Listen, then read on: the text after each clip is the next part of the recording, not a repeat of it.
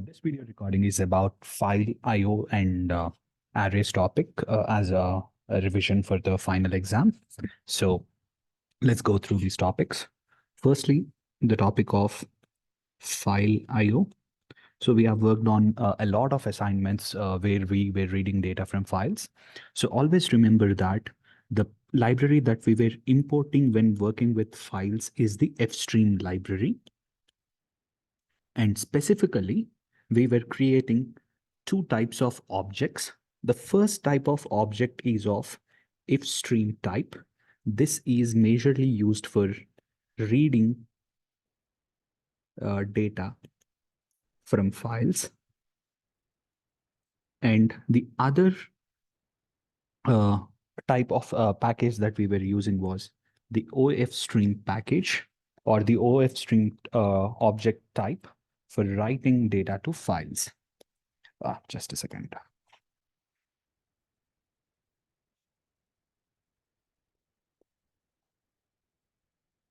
Sorry, my pen is stuck. Yeah. Yeah. So the other type is OFStream, and this we specifically use for writing data to files. So always remember, this is the library that we use. This is the object type, object data type for reading data from a file. And this is the object data type for writing data to a file. And when reading data from a file, the first thing that we use to do is we'll create an object, something like ifstream, ifile object will create, and we'll use ifile dot open method and file name. So this part, the open method is to open the file. So please remember, this is for opening the file. And as soon as we open the file, the first thing that we have been checking was, is there any error or is there any reason with which we are not able to open the file successfully? For that, we used another function called isOpen. So always remember isOpen. This is used to check if we successfully opened a file or not. And then this part is done. And then we used another function, ifile dot end of file.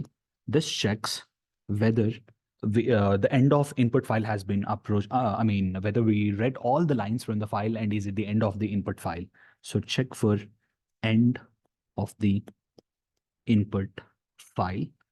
And the last thing, do not forget, always close the file when we are done with reading the data. So these are the functions that are handy when we are dealing with reading data from an input file.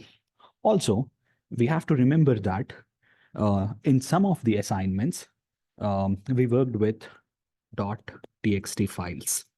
And in some of the assignments, we worked with .csv files. So in C++, using the fstream or file IO, we can work with any file type. There is no restriction on what all types of file we can read or write data to. We can pretty much work with any type of file. And as an example, we have worked with two different types of files. And lastly,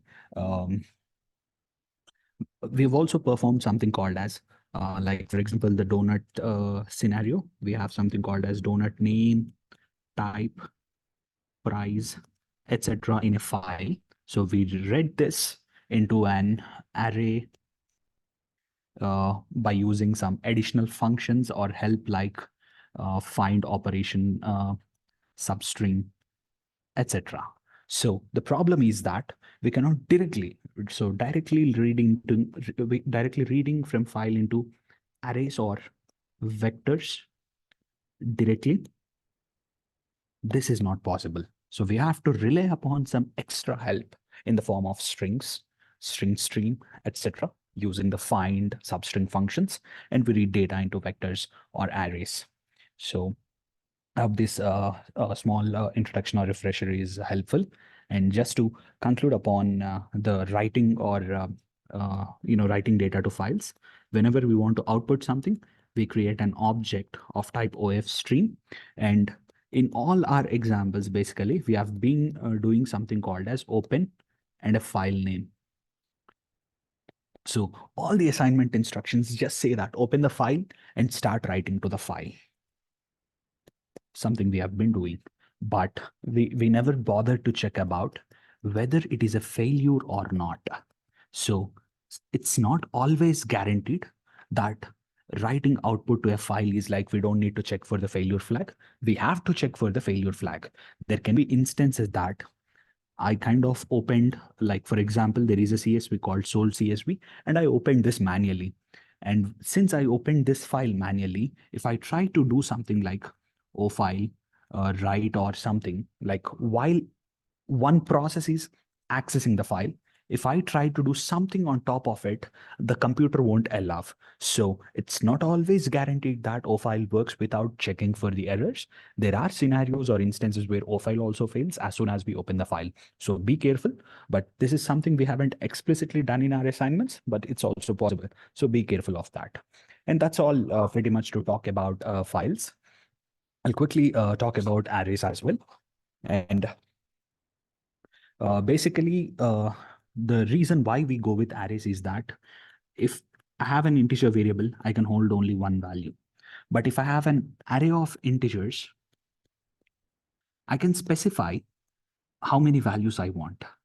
So that means array of integers is giving me more scope or more values to hold. And one thing to remember is that we cannot create array of mixed types. Either I have to create an array of one type, double, it contains all double elements, or I have to create an array of integers, it contains all integer elements. But arrays cannot hold mixed type elements. So arrays, they cannot hold mixed data types. So this is one drawback of arrays. Okay, just remember that. And now, if I'm creating an array, let's say with these elements 7, 5, 3, 2, 1. So I have like 5 elements in this array. Always remember array indexing starts at 0. So starts at 0. And if I have 5 elements, then indices are between 0 to 4. So always remember array indices start 0 and it will be one element less than whatever the number of elements. So here I have 1, 2, 3, 4, and 5 elements. But if you notice the indices are from 0 to 4. And in some of the assignments, some of you guys were doing something like this, double I. You're declaring a index parameter or a variable with the data type double. And if I do something like this, array of I, this is wrong because array indices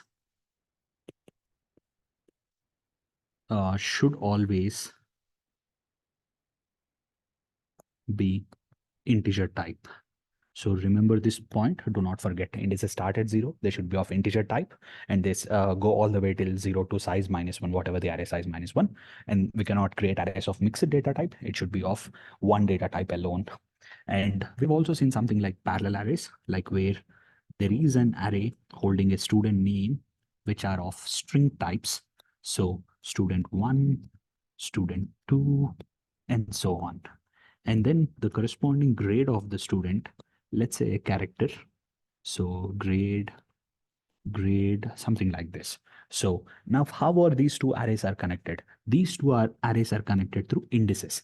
That means whatever the student name is there at index 0, the corresponding index in grade contains the grade of that student. This is what we call as parallel arrays. So in parallel arrays, two arrays are connected through indices. And another interesting thing that we have seen in the last assignment is that we were passing arrays to functions. So always remember that when it comes to arrays, arrays are always, be it 1D or 2D, arrays are always passed by reference. This means that we don't need to return an array from a function. Rather, you can create an array inside the main function, whatever the array type. and so on, some elements and some code. In somewhere I have a function int func, and this function takes an array of integer types int arr. So that means if I'm calling this function fun from main, and if I pass this array, any changes that I do to the array inside this function, like array of 0 equal to 20, if I'm changing, it will reflect here. So the array inside main will look like 20, 12, and so on, some elements. So since arrays, be it 1D or 2D, they are always passed by reference. So remember this point. All arrays are always passed by reference. If we are passing something by reference, means we don't need to return it from a function. I don't need to do something like return ARR, because anyway, any change that I do here will impact the array inside the main. So we don't need to explicitly return, but we can play around with there. And the last thing, always remember, there can be some questions in this manner. If I'm creating an array of integers like 10, 20, 30, 40, 50. Now, if I ask what is the element at index 3, so always draw arrays in this manner for easier intuition. And some of you made some mistakes over representing string as that. Do not get confused. Always start the indices from 0 and go in this manner. And if I want array element at index 3, that means I'm asking for this. The element at index 3 is 40. So that's pretty much as quick as possible, no pressure on arrays and file IO. I hope it's helpful. Thank you.